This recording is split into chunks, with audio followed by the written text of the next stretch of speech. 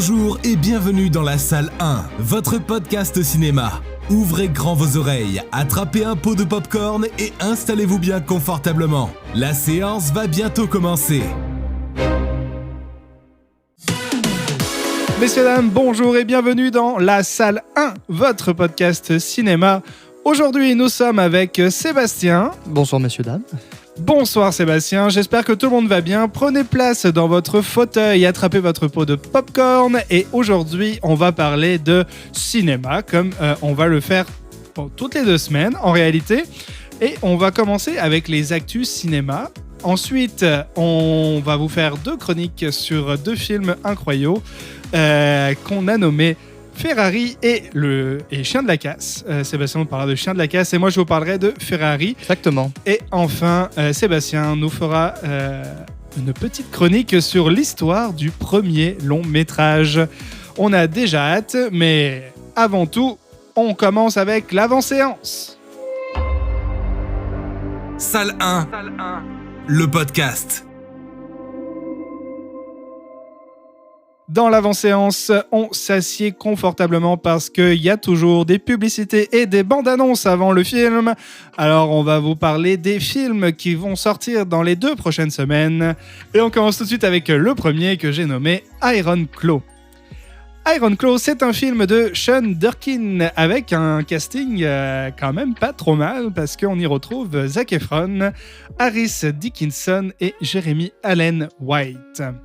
Et là, Sébastien, tu te demandes sûrement, mais de quoi parle ce film ? Alors oui, parce que quand tu as dit Iron, dans ma tête, j'ai eu Iron Sky. Et je me suis dit, si c'est une suite à ces films-là, compliqué le début là. Et non, pas du tout. Ici, on parle d'inséparables frères, les frères Von Erich, qui ont marqué l'histoire du catch professionnel du début des années 80.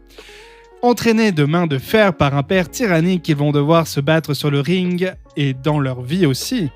Donc, entre triomphe et tragédie, c'est une nouvelle pépite. C'est produit par A24 et c'est inspiré de leur propre histoire. Donc, c'est un peu biographique en réalité. On parle ici d'un film qui est déjà sorti depuis 5 semaines aux États-Unis. Et j'ai quelques chiffres pour vous. C'est un film qui a coûté 15,9 millions de dollars de budget et qui, dans ses 5 premières semaines en exploitation uniquement aux États-Unis, a déjà fait 29 millions au box-office. Donc, on est sur quelque chose qui est déjà rentable. Donc, ça a l'air prometteur. Donc, on vous invite à aller voir Iron Claw au cinéma. Ça sort le 24 janvier. Après, est-ce que le public français... Oh, quoique si, maintenant en France, on aime quand même pas mal le catch. Donc, je pense que si, ça devrait quand même pas mal marcher. J'ai eu un doute, tu sais, le catch est quand même assez de niche en Europe. C'est vrai qu'il n'y a pas grand monde qui aime le catch. En fait, beaucoup de monde aime le catch, mais c'est diffusé trop tard la nuit pour qu'on en regarde. C'est un peu un péché mignon, tu sais. Tout le monde aime, mais personne n'ose le dire. C'est ça. Mais là, écoute, c'est l'occasion de découvrir ça dans les yeux du réalisateur Sean Durkin. Que quand on regarde, il n'a pas fait grand film. Donc, c'est un de ses premiers longs métrages. Donc, allons découvrir son travail, d'autant plus que les Américains ont aimé ça. Ensuite, je vais vous parler de La couleur pourpre. Couleur pourpre, qui est une reprise du film de Steven Spielberg de 1985, mais cette fois-ci par le réalisateur ghanéen Blitz Baza Wooley. Je suis désolé si jamais il nous écoute et j'ai mal prononcé son nom, mais Blitz Baza Wooley, avec dans le casting Fantasia Barrino, Taraji P. Henson et Daniel Brooks. D'ailleurs, ce réalisateur est nommé comme à surveiller par le média Variety pour l'année 2024. Okay. Donc, c'est un nouveau venu sur la scène cinématographique. C'est pareil, quand on regarde, il n'a pas fait grand-chose d'autre avant ce film-là. Mais on va surveiller sa venue. Et vous demandez sûrement, et toi aussi Sébastien, mais de quoi ça parle, La couleur pourpre ? J'osais pas le dire. Et voilà, donc je vais vous lire le synopsis. Séparée de sa sœur Nettie et de ses enfants, Célie mène une vie difficile, subissant même les coups d'un mari violent. simplement désigné Monsieur. C'est grâce au soutien de la chanteuse Shug Avery, à la sensualité débordante et à sa belle-fille Sophia, d'une volonté inébranlable, que Célie puise une force extraordinaire, une solidarité féminine hors du commun dont les liens qu'elle tisse avec ses sœurs sont désormais indestructibles. Alors encore là, j'ai quelques chiffres pour vous. C'est un film qui a coûté 100 millions de dollars et qui, sur ces 2 premières semaines, a déjà remboursé la moitié, un tout petit peu plus, parce qu'on est à 54,5 millions au box-office US en 2 semaines. C'est beau. Donc on peut s'attendre à dépasser les 100 millions et, avec le public européen et international. On lui souhaite en tout cas. Mais oui, tout à fait, c'est un de ses premiers longs métrages, donc on lui souhaite que de la réussite. Alors j'ai une question, je sais pas si tu as la réponse. Est-ce que c'est une production ghanéenne ou c'est une production américaine? Je suppose que c'est américain puisque c'est sorti a priori uniquement aux États-Unis jusqu'à présent. Mais est-ce que je t'ai posé une colle dans ce cas-là? Alors on fait comment? Tu m'as posé une je vais trouver la réponse. Vite, vite. Écoute, je te propose de passer au film d'après, puis on reviendra dessus. Je vais chercher en attendant. Oui, parfait. D'après moi, c'est un film de nationalité américaine, mais je ne suis pas sûr. Je te laisse vérifier. En attendant, je vais donc vous parler aussi des films qui sortiront le 31 janvier en France. Et je vais commencer avec, pas des moindres, un film qui se nomme La Zone d'intérêt, ou The Interest Zone en anglais, avec mon accent incroyable. Magnifique. C'est un film de Jonathan Glazer, ou Jonathan, je ne sais pas comment il se fait appeler. Les acteurs, c'est pareil, c'est un petit peu compliqué. En tout cas, moi, je ne les connais pas. C'est Christian Friedel, Sandra Heller et Johan Cartos. J'ai l'impression que ce sont des acteurs qui ont un lien avec le synopsis du film. Synopsis qui est le suivant, qui est très court. Ça parle du commandant d'Auschwitz, Rudolf Höss, et de sa femme Hedwig, qui s'efforcent de construire une vie de rêve pour leur famille dans une maison avec jardin, mais juste à côté du camp, le camp de concentration d'Auschwitz. Ouais. Voilà, ça a l'air très pointu comme sujet, mais écoute, pourquoi pas, surtout que quand on regarde sa fiche technique, ça a plu pas mal. Il a fait la tournée des festivals en 2023. On parle de 3 nominations Golden Globes, dont meilleur film dramatique et meilleur film en langue étrangère. On parle d'une nomination au Festival international du film de Deauville. Et il a eu 5 nominations au Festival de Cannes, mais aussi 2 prix, dont le Grand Prix pour le réalisateur Jonathan Glazer. Et c'est américain, anglais et polonais. Ok, oui, ça a été tourné, je suppose... Je pense que ça a été tourné en Pologne, en effet, et c'est encore produit par A24. On les voit beaucoup en ce moment, A24. Oui, ils sont en train de se diversifier beaucoup. Avant, on était sur des films un peu de niche, mais de plus en plus, on les voit apparaître dans beaucoup d'autres types de productions. Donc, on a hâte de voir ça. Entre-temps, est-ce que Sébastien, tu as trouvé l'information concernant notre film ghanéen? Effectivement, donc c'est bien un film américain. Et qui est produit par quelques noms que je pense que tu vas connaître. Si je te dis Quincy Jones. Moi, je connais pas. D'accord. Bon, alors, il y en a un autre, je pense que tu le connais, c'est une femme, Oprah Winfrey. Ah oui, ça, Oprah Winfrey, je connais. Et un certain... Alors, j'arrive pas à lire. Steven Spielberg. Je sais pas si ça te dit quelque chose. Moi, je crois que je le connais parce que j'en ai parlé. C'est lui qui avait réalisé le premier film en 1985, donc il est de retour à la production sur ce film-là. J'imagine qu'il voulait garder un petit œil sur ce qui est refait de sa filmographie. Et c'est compréhensible, surtout que tonton Steven, il a un petit peu d'argent, donc il peut se le permettre. Voilà, donc en tout cas, c'est une production américaine, c'est confirmé. Merci pour ce fast-checking, Sébastien. Ça fait plaisir. Et je vais terminer par vous présenter un deuxième film qui sort le 31 janvier. C'est Amelia's Children, comprenez en français L'enfant d'Amelia. C'est un film de Gabriel Abrantes, un réalisateur portugais. Et à l'affiche, on retrouve Bridget Lundy Payne, Carlotto Cotta et Annabella Moreira. C'est un film d'horreur. Okay. Un film d'horreur d'épouvante dont le synopsis est le suivant. Orphelin depuis sa naissance, Edward découvre à l'âge adulte qu'il a un jumeau et une mère qu'il ne connaît pas.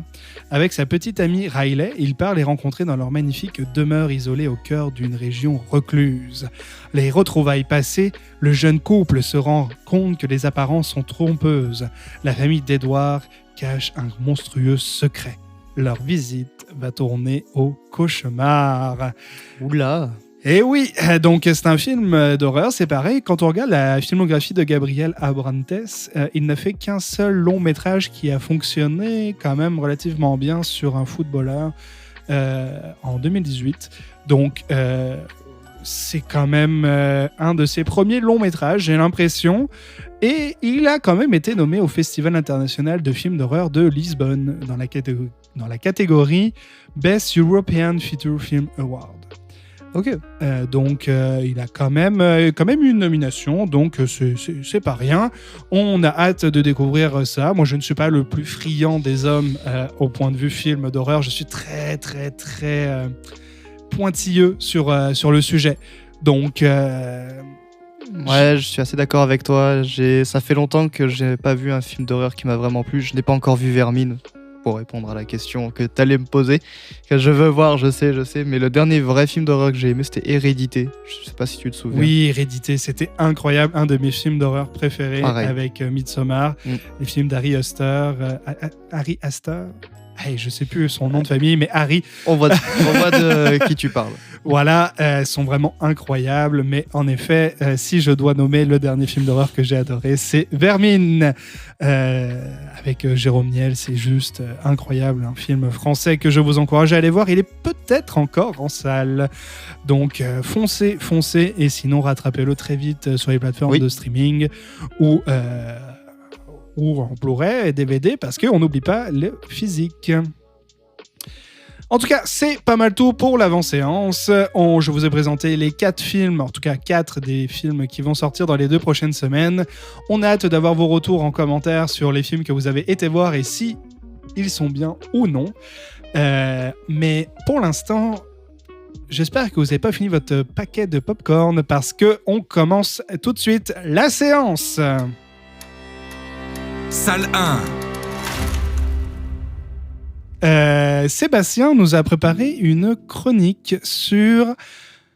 Je te laisse la parole, mon cher. On va parler d'un film que j'aime beaucoup, un film français, que tu as vu toi aussi, Clément, et que je pense beaucoup en vrai ont vu, qui s'appelle Chien de la Casse.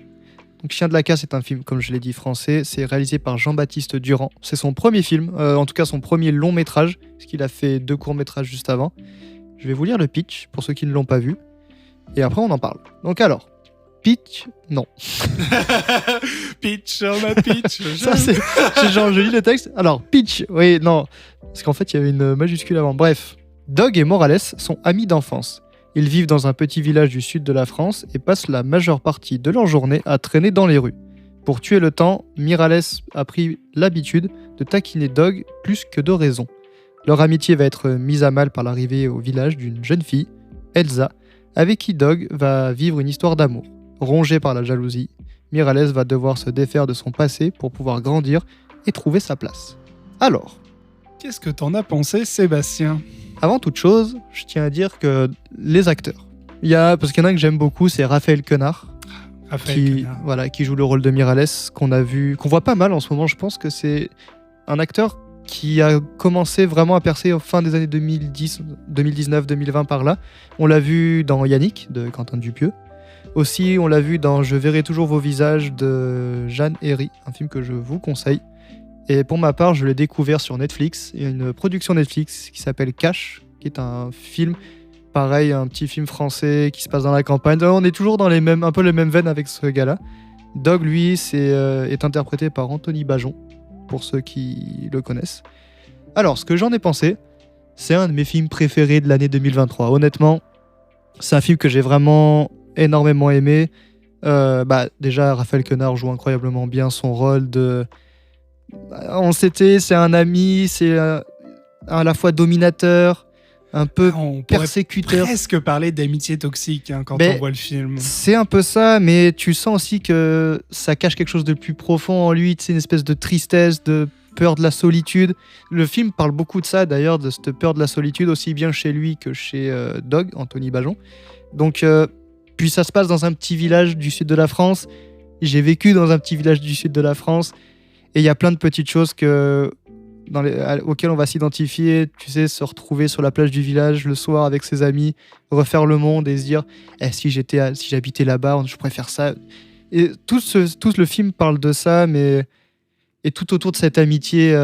C'est ça, en fait, à chaque fois, on sait pas trop sur quel pied danser avec ce personnage, parce que il y a des moments où tu dis j'ai un ami comme ça, je lui tire une gifle. Ouais. Mais la minute d'après, tu te dis ce gars-là est incroyable. Enfin, tu comprends pourquoi il est comme ça. Je sais pas, tout est beau dans ce film. Les plans, on va parler aussi des plans, les images en tant que telles. C'est le sud de la France, c'est dans l'Hérault que ça a été tourné. Tout est magnifique. En plus de ça, pour nous qui vivons au Québec, tu sais, ça nous rappelle un peu la France. Il y a plein de petits trucs comme ça. Ouais, les petites rues pavées, piétonnes, où 0 voiture peuvent passer en côte, etc. Il n'y a que en France qu'on retrouve ça, et c'est vrai que c'est pittoresque, et on aime ça. Ça nous manque presque. Ben, c'est ça. Puis ça aborde aussi des sujets dont on n'a pas tant l'habitude de voir au cinéma, parce que ça parle évidemment, on a dit, de la solitude, ce genre de choses, mais aussi de l'isolement qu'on peut avoir dans des petits villages un peu reculés en France. On n'en parle pas souvent de ces petits villages. On a plus tendance à voir, quand on parle de jeunes, ça va être jeunes des quartiers qui essayent de s'en sortir, jeunes start-up, tu vois, on voit beaucoup de la ville en fait. Et on parle rarement, je trouve, en tout cas, c'est l'impression que j'ai, on parle rarement des petits villages, des milieux ruraux en fait, pas forcément des fermiers, pas forcément de la ville, mais l'entre-deux, les petits villages, quoi, tu vois, un peu isolés. Et c'est ce que j'ai aimé aussi dans ce film, c'est qu'on aborde ces sujets-là. Puis c'est super bien joué, enfin à un moment donné, merde quoi, faut le dire. Ouais, non, je suis d'accord avec toi. J'ai rattrapé, moi, pour ma part, Chien de la Casse la semaine dernière. Disponible sur MyCanal, si jamais vous voulez le rattraper d'ailleurs. Vraiment, j'ai été touché par ce film. C'est vraiment une odyssée complète de l'amitié, parce qu'il nous dit qu'ils sont amis ensemble depuis qu'ils ont 12 ans. Mais là, dans le film, ils ont plus de 20 ans. Et c'est vrai que la jeune fille qui arrive, qui brise tout, une histoire d'amour qui vient briser une amitié, tout ça, c'est des sujets qu'on voit pas tant que ça au cinéma. Et moi, je trouve que Raphaël Quenard, incroyable dans son rôle. Si je fais un parallèle avec Yannick, je retrouve quasiment le même personnage. Yannick, c'est un banlieusard parisien qui vient de Melun, qui se retrouve au théâtre et qui va prendre le contrôle de la pièce parce que ça lui plaît pas. Et là, je retrouve exactement le même personnage, la même dynamique. J'ai vraiment beaucoup aimé Chien de la Casse, moi aussi. Je lui ai mis une très bonne note. Je crois qu'on a mis à peu près tous les deux un 4 ou 4,5, quelque chose comme ça. On leur a mis 4,5 sur Chien de la Casse. Ouais. Et pour en revenir à Raphaël Quenard rapidement, c'est vrai que son rôle dans Cash, parce que c'est là où je l'ai vu la première fois, on retrouve un peu ce même style de personnage, un peu gars, un peu nerveux, tu vois, mais aussi hypersensible. Il y a cette espèce de... Il sait bien faire ce genre de rôle, Raphaël Quenard. Il le maîtrise à merveille. Et une petite parallèle de ce film me fait penser à un autre film. Je t'en avais parlé il y a quelques temps, c'est les Banshees d'Inisherin. Je m'excuse si je l'ai mal dit. Je n'ai pas vu. Tu m'en as parlé, mais je l'ai pas vu. Et en fait, c'est un peu le même concept d'une amitié un peu brisée dans un lieu un peu reclus. Là, c'est sur une île en Irlande pendant la guerre qu'on appelle ça, l'espèce de guerre civile qu'il y a eu en Irlande, si je dis pas de bêtises. Ça m'a fait penser à ça aussi, un très bon film que je vous conseille. Mais évidemment, Chien de la Casse, à 100%, faut le voir. Et bien déjà, 3 films que vous pouvez noter dans votre watchlist de cette année. On a parlé de Yannick, on a parlé de Chien de la Casse et j'ai oublié le nom du dernier. Les Banshees d'Inisherin. Super, je ne voulais pas risquer. Bien joué. Super, alors je vais pouvoir enchaîner avec le film que j'ai décidé de vous présenter cette semaine. J'ai envie de vous présenter Ferrari de Michael Mann. Je suis un tout petit peu moins enthousiaste que toi concernant ce film. Pour vous situer le film, déjà, on est sur un film avec Adam Driver et Penelope Cruz. Donc quand même 2 noms assez sympathiques. Et le synopsis est le suivant. En 1957, l'empire automobile d'Enzo Ferrari est en crise. L'ancien pilote devenu entrepreneur pousse lui-même et ses pilotes à bout alors qu'il se lance dans les Miles Miglia, une course périlleuse de 1000 miles à travers l'Italie. Je vais juste revenir sur quelque chose que j'ai trouvé assez impressionnant quand j'ai lu un peu l'histoire de ce film avant de parler en soi de ce que j'y ai aimé. C'était pas supposé être Adam Driver qui était supposé interpréter Jérémy Ferrari. Excusez-moi, mais bien Enzo Ferrari. Non, à la base, c'était Robert De Niro parce que le film était en cours de réflexion par Michael Mann depuis 1993. Ah ouais. Donc c'est un travail de longue haleine. Donc à la base, il avait casté Robert De Niro pour ce rôle. Finalement, c'est un peu tombé dans les tréfonds de l'oubli parce qu'il a fait plein d'autres productions qu'on lui connaît. Et en 2016, il est revenu avec l'idée et il voulait caster Christian Bale. Christian Bale, qui a priori n'était pas contre, mais finalement, il va sur un autre projet qui est Le Mans 66 ou Ford contre Ferrari. Donc avec Christian Bale et Matt Damon, un film que Michael Mann n'a pas réalisé mais a bien produit. Donc bon, finalement, ils se sont quand même retrouvés sur le plateau. Et finalement, en 2020, ils voulaient signer avec Hugh Jackman pour jouer Enzo Ferrari. Donc il est passé par plusieurs grosses têtes quand même, il faut le dire. Et finalement, c'est Adam Driver qui signe en 2022.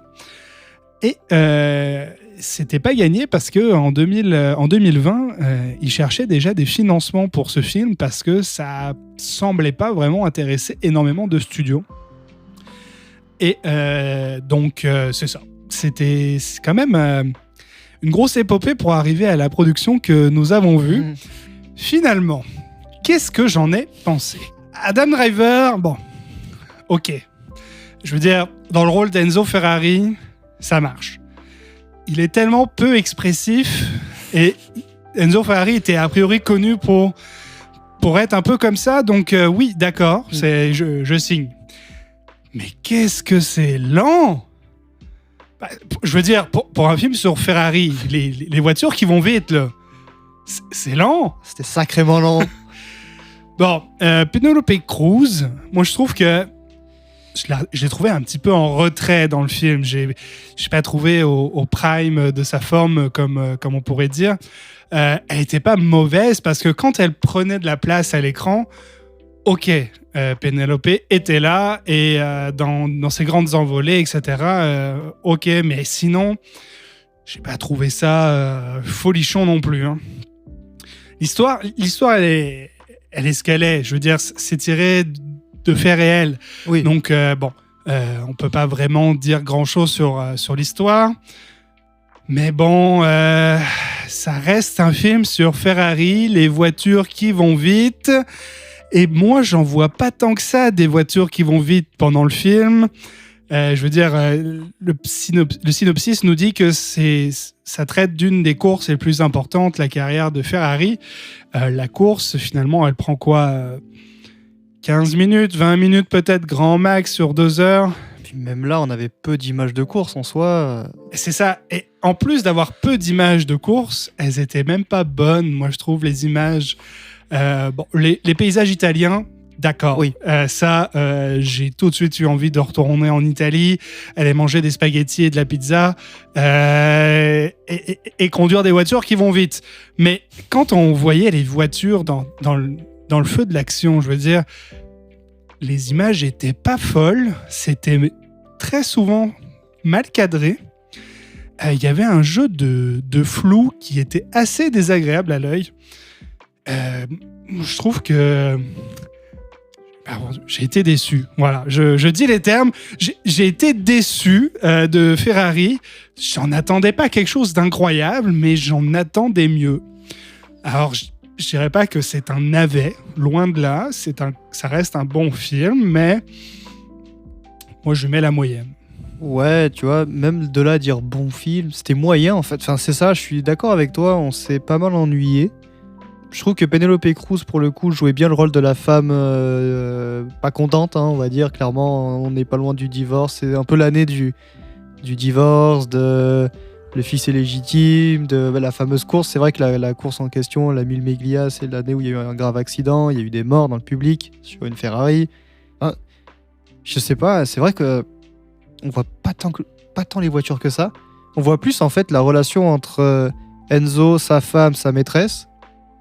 Et un peu, Ferrari est censé être plus ou moins sur la paille. C'est à l'époque où Enzo va commencer à discuter avec Fiat, avec Ford, pour essayer de trouver de l'argent. Là, je sais pas, en fait, c'était une biographie sur la vie privée de Enzo Ferrari, finalement, plus que sur la course en soi, enfin, les courses même. Je sais pas, moi, je suis resté sur ma faim, en fait. C'est frustrant. T'arrives à la fin du film, on s'est regardé, on s'est dit, bah, c'est tout. Ouais, exactement. Puis je vais rajouter un petit quelque chose.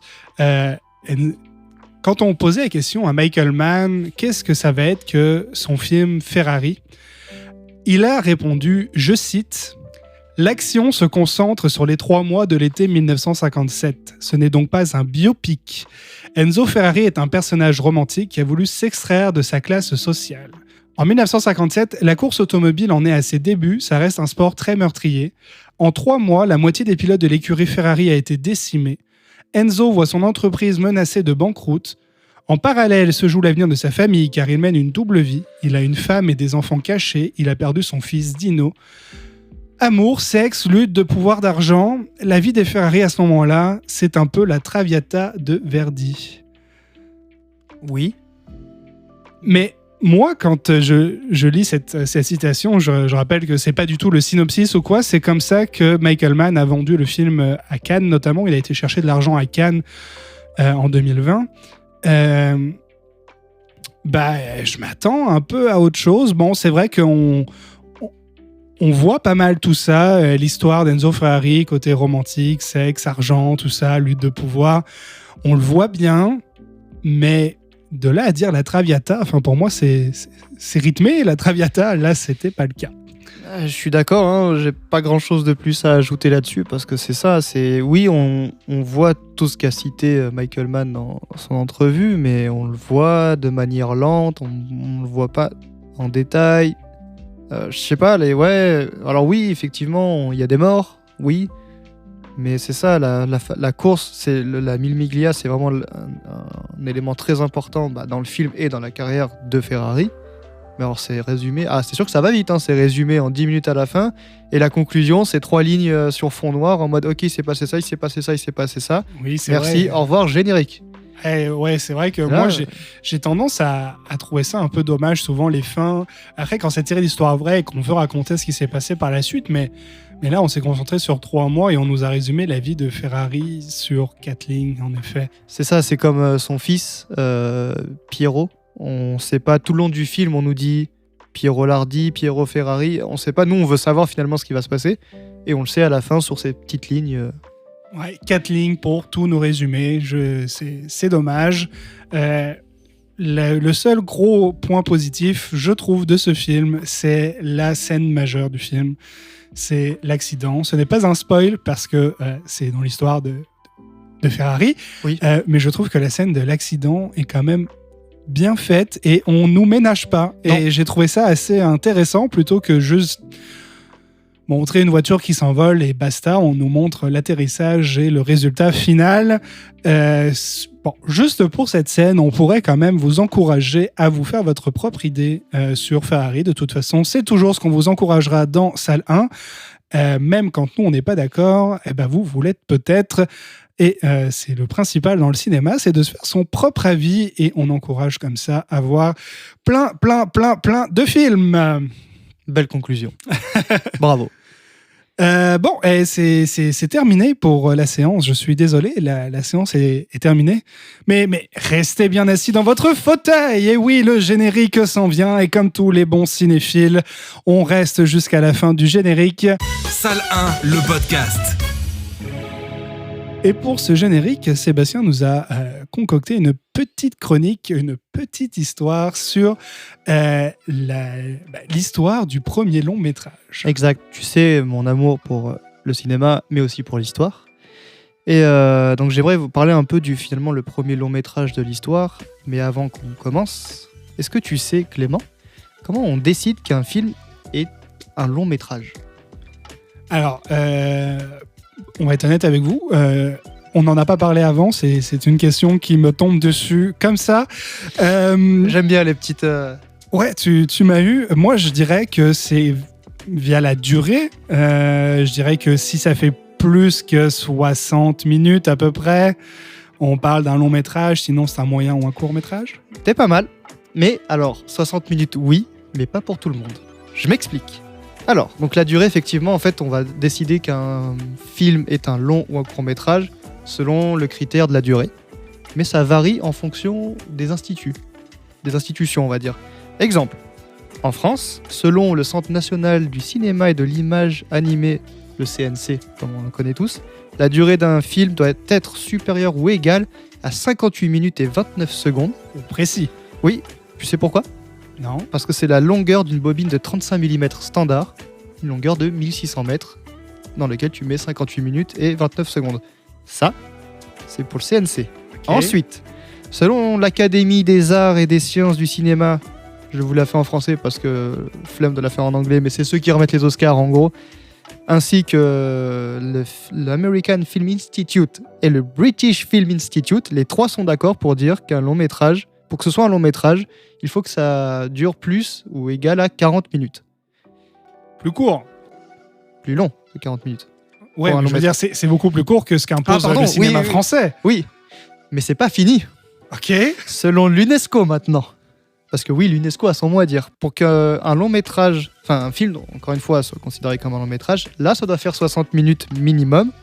Mais, il y a un mais, c'est uniquement pour les longs métrages cinéma. Les longs métrages télévision, les actualités, les publicités et les films pour adultes ne sont pas considérés comme des longs métrages. C'est pas fini. Non, je rigole. J'arrête.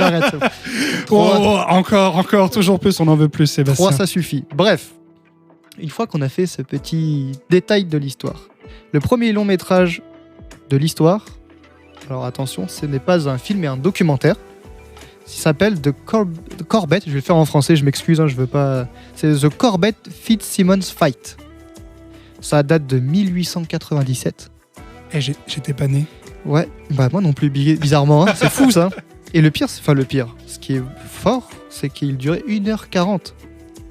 Ok, on n'était pas genre à la limite de devenir un long métrage, il passait les limites haut la main. C'est ça, et donc en fait c'est un documentaire, comme je l'ai dit, qui parle du combat entre les boxeurs James Corbett et Bob Fitzsimmons, alors que Corbett remettait en jeu sa ceinture de champion du monde des poids lourds.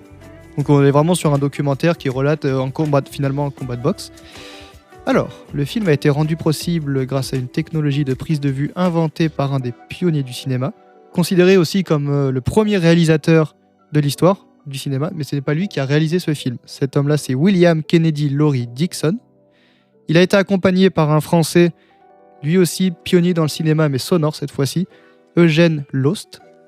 Le film a été en revanche réalisé par Enoch J. Rector, qui lui aussi est un inventeur. En même temps, à l'époque, tout le monde était inventeur de quelque chose, hein. C'était un peu obligatoire.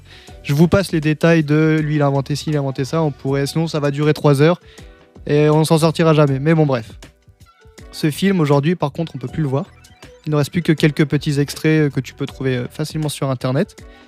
Mais le film au complet n'existe malheureusement plus.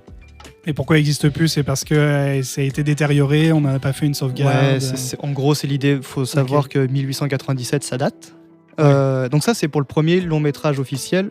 J'ai aussi le premier long métrage de fiction, cette fois-ci. Et celui-là est un petit peu plus récent, puisqu'il date de 1906. J'étais pas né non plus. Hein. Non. Et alors là, petite question, j'aime bien les questions. À ton avis, de quel pays vient-il ? 1906 ? Oui. Je sais pas, moi j'ai envie de dire Cocorico, la France. Et à un an près, ça aurait pu être ça. Mais il est australien. Ah ouais ? Ouais, c'est pour ça que je t'ai posé la question, parce que je m'attendais soit justement à la France, parce que les Frères Lumière, etc., ou les États-Unis, parce qu'eux aussi, dans la même période, étaient dans la course, on va dire. Mais non, c'est australien. Et Le film s'appelle The Story of Kelly Gang. En gros, ça retrace l'histoire d'un bandit australien qui s'appelait Ned Kelly. Lui aussi, malheureusement, ce film aujourd'hui, on le retrouve plus. On retrouve qu'un tout petit fragment, mais le film a complètement disparu des radars, malheureusement. Et donc, le premier film français, lui, sort l'année prochaine, mais l'année d'après, 1907. C'est L'Enfant prodigue de Michel Carré. Et lui dure 90 minutes. Et j'ai oublié de préciser, pour le film australien, c'est 70 minutes. Donc lui, on est déjà plus dans les limites de... Ouais, à 2 doigts de ne pas être reconnu comme un long métrage en France. C'est ça. Mais c'était quand même une belle prouesse finalement pour l'époque. D'ailleurs, le film français est considéré comme le premier long métrage européen de l'histoire. Ok. Donc, ce qui est plutôt beau. Et enfin, il y a une autre petite première, entre guillemets. C'est le premier film qui comporte du son. Donc le premier film parlant de l'histoire date, lui, du 6 octobre 1927. C'est pas de Jazzman ou quelque chose comme Jazz ça? Singer, bravo. Ouais, j'ai regardé Babylone. Bravo, Alan Crosland. Bravo. Donc voilà, c'était cette petite première fois dans le cinéma finalement. Je suis pas allé dans les détails techniques de... On l'a fait de telle manière, parce qu'il y a eu beaucoup justement d'inventions qui ont été faites pour arriver à faire des longs métrages, etc. Mais comme j'ai dit tout à l'heure, on pourrait en parler effectivement, mais ce sera d'autres chroniques à chaque fois parce que c'est long.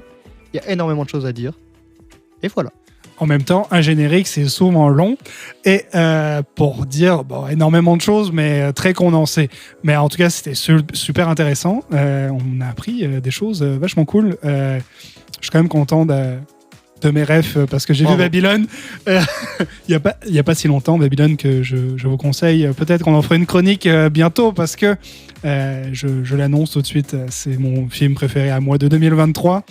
Donc peut-être que je vous en parlerai. Si vous ne l'avez pas déjà vu, moi je vous encourage à le voir. Et je pense que cela met fin à notre générique. Effectivement. Et ne pleurez pas, non, ne pleurez pas, ce n'est pas grave parce qu'on revient dans 2 semaines. Dans 2 semaines, on revient avec d'autres actualités, on revient avec d'autres films chroniqués et on revient avec d'autres petites anecdotes sur le cinéma. On espère que ce premier épisode vous a plu. Si vous aimez le concept, n'hésitez surtout pas à nous le dire et à le partager autour de vous. C'est vous qui allez créer l'histoire, le storytelling. Le storytelling de ce cinéma. C'est fou, la ligne conductrice que Incroyable. nous avons trouvée. En tout cas, j'espère que vous avez passé une bonne séance dans la salle 1. On espère vous y revoir très très vite. N'oubliez pas de ramasser vos ordures et de prendre la sortie en bas à gauche de l'écran. Merci et à bientôt. À bientôt.